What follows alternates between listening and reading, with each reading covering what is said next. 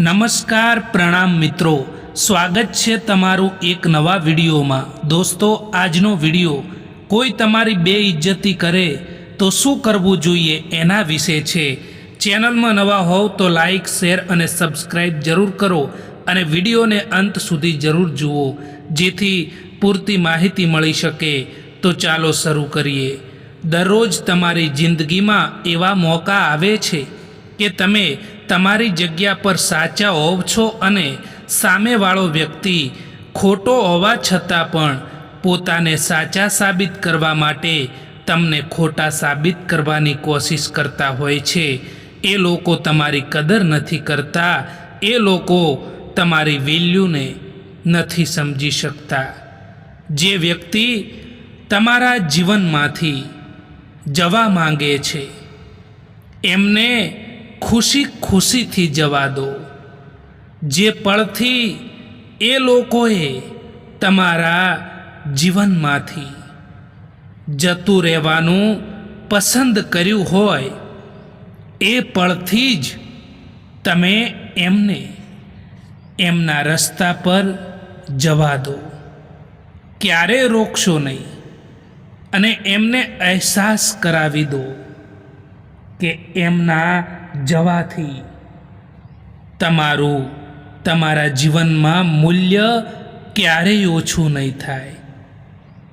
જ્યાં તમારી કદર ના હોય ત્યાંથી નીકળી જવું જ બહેતર હોય છે। જે લોકોને તમારી કદર નથી, જે લોકો તમને સમજી નથી શકતા, તો એમને આઝાદ કરી દો। માન્યું કે એ લોકો સાથેનો જૂનો સંબંધ અને એમની યાદો તમને યાદ આવે, પરંતુ જો એ લોકોને તમારી કદર નથી તો પછી જબરજસ્તી સંબંધ રાખવાનો પણ કોઈ મતલબ નથી હોતો।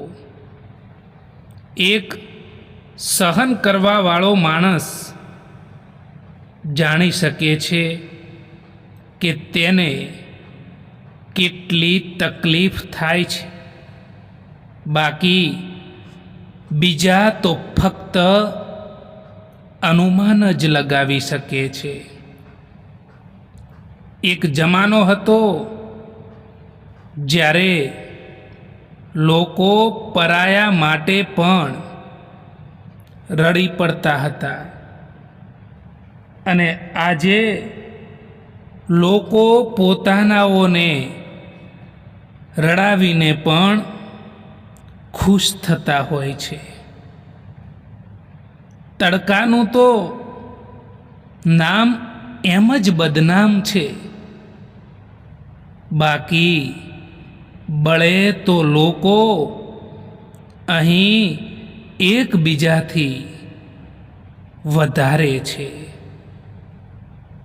મિત્રો, જીવનમાં ક્યારેય પણ કોઈનું પણ અપમાન ના કરવું જોઈએ, કોઈની પણ ઈર્ષ્યા ના કરવી જોઈએ, કારણ કે સમય હંમેશા માટે એક જેવો નથી રહેતો।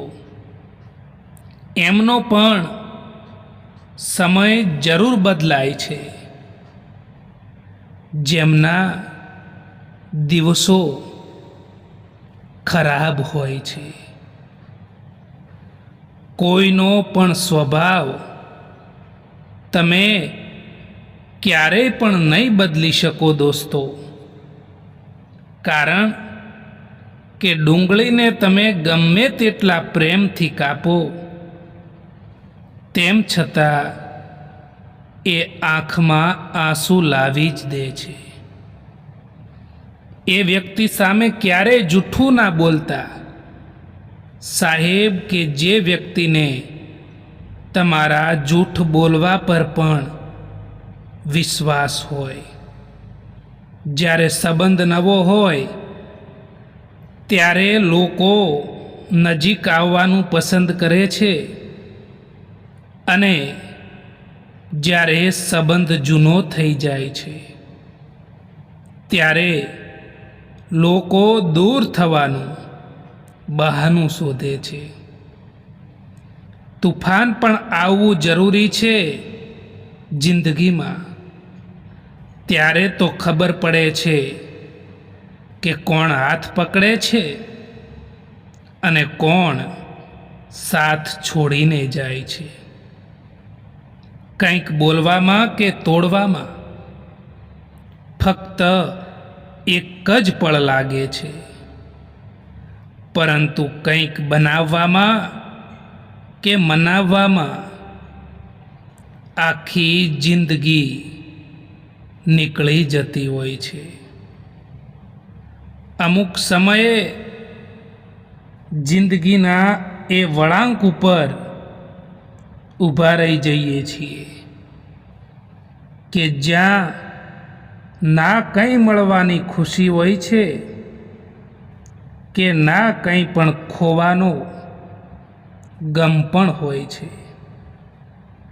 જેમને ખબર હોય છે કે અકેલાપન શું હોય છે, એ હંમેશા બીજા માટે હાજર રહે છે. સમય જો એક જેવો રહેતો હોય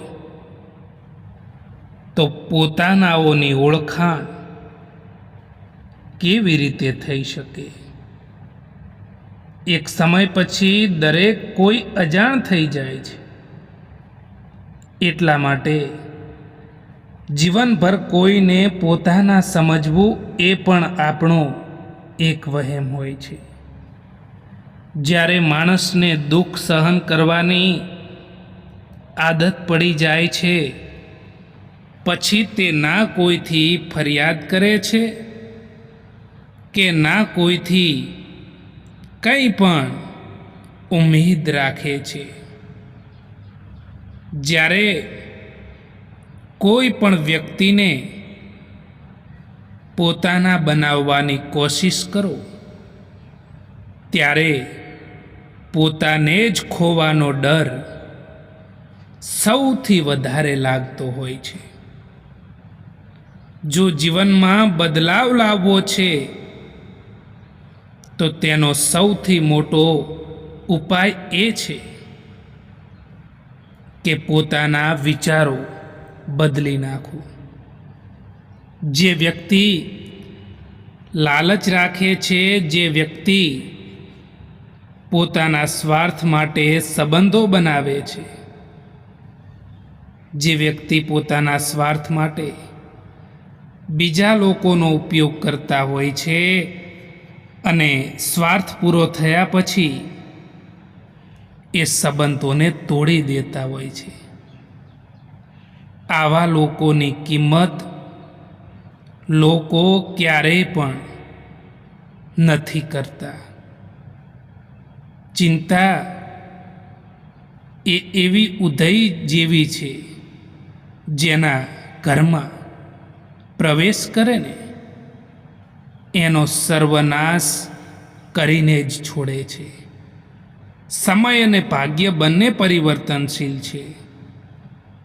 એટલા માટે સારા સમયમાં અભિમાન અને ખરાબ સમયમાં ચિંતા ના કરો. ભવિષ્યની ચિંતા ના કરો અને વર્તમાનમાં ધ્યાન આપો, કારણ કે વર્તમાન સારું હશે તો ભવિષ્ય આપોઆપ સુધરી જ જશે.